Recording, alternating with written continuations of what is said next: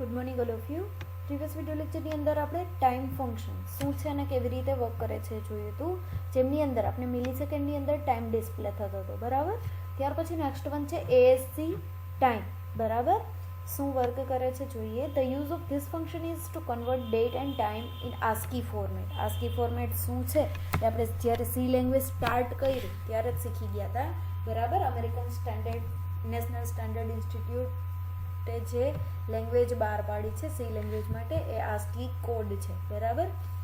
હવે સિન્ટેક્સ જોઈએ તો કેરેક્ટરનો એક એરે લીધો છે જેમાં ASC time into bracket constant struct TM T block, બરાબર. આ રીતે સ્ટ્રક્ચરનો યુઝ કરેલો છે. એક્ઝામ્પલ જોઈએ તો stdio.h, conio.h. જો અહીંયા સ્ટ્રિંગ ડોટ એચ હેડર ફાઇલનો યુઝ કર્યો છે એનો મિનિંગ એવો થશે કે કોઈ સ્ટ્રિંગ ફંક્શનનો આ જે એક્ઝામ્પલ છે એમાં યુઝ થતો હશે. અને ટાઈમ ડોટ એચ હેડર ફાઇલનો યુઝ કરેલો છે.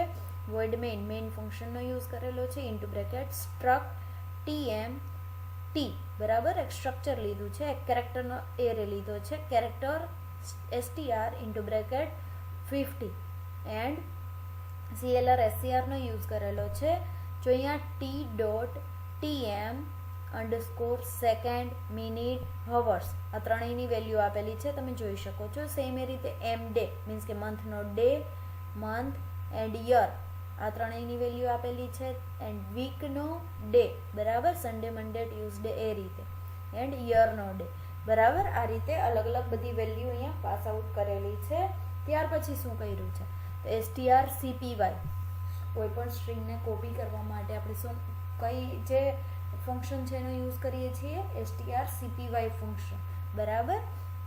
strcpy નો યુઝ કર્યો છે જેમાં બે વેલ્યુ આપી છે, string and asc time into bracket and પોઝન ટી, બરાબર. હવે આ જે સ્ટ્રિંગની વેલ્યુ છે asc ટાઈમની અંદર કોપી થઈ જશે, ઓકે. ત્યાર પછી શું કર્યું છે તો printf the asc time is, asc ટાઈમની જે વેલ્યુ આપણે સ્ટ્રિંગની અંદર કોપી કરી છે એ સ્ટ્રિંગ આપણે અહીંયા પ્રિન્ટ કરાવી છે, બરાબર. સ્ટ્રિંગ પ્રિન્ટ કરાવશો એટલે આપણે આઉટપુટ ડિસ્પ્લે થશે. પ્રોગ્રામને ટર્બોસીની સ્ક્રીનમાં રન કરીને જોઈએ જેથી વધુ આઈડિયા આવે.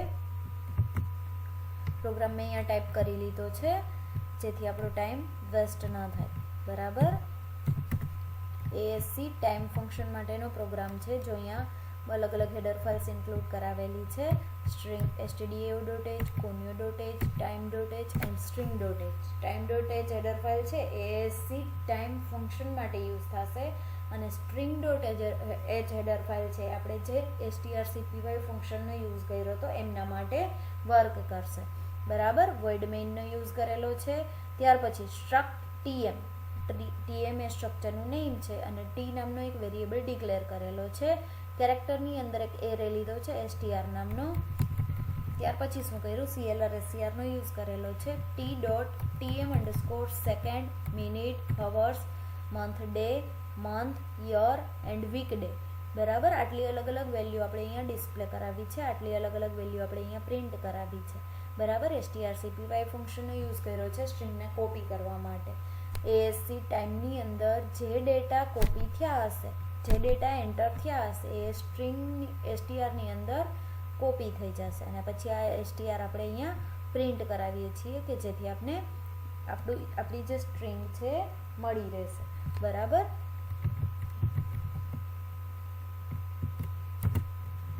પ્રોગ્રામને રન કરીએ.